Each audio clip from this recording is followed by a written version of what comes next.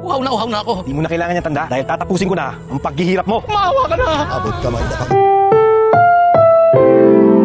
Ang programang ito ay rated SPG. Striktong patnubay at gabay ng magulang ang kailangan. Maaaring may masiselang tema, lengguwahe, karahasan, sexual, horror o droga na hindi angkop sa mga bata.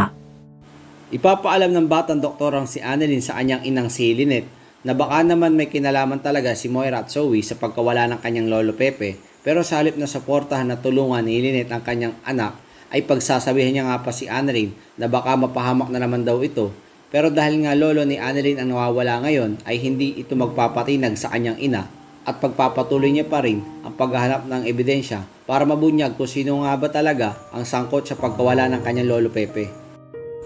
Hay nako naman direct mga writers, dapat nagdetective na lang itong si Annalyn at hindi na nga ito nagdoktor dahil simula nga nawala ang CCTV footage ng pagka-aksidente ni Robert at ang cellphone ni Obeng ay wala na nga inatupag itong si Annalyn kundi maghanap ng ebidensya. Ginagawa nyo ba talaga direct na balak pa yatang agawan ni Annalyn ng trabaho ang mga investigador? Pero sa kabilang banda ay magtatalo na naman sila Moira at Zoe, parang paulit-ulit na lang papaasahin na naman ang mga televiewers na kunwari nag-aaway at nagsusumbatan na naman ang mag-ina. Pero direct at mga writers, wag kami, alam naming bandang huli ay magkaampi talaga ang mag-inang demonyo na yan. At ang mas lalo pa nga nating dapat pakaabangan ay ang pagbaril ni Balahadja kay Don Pepe.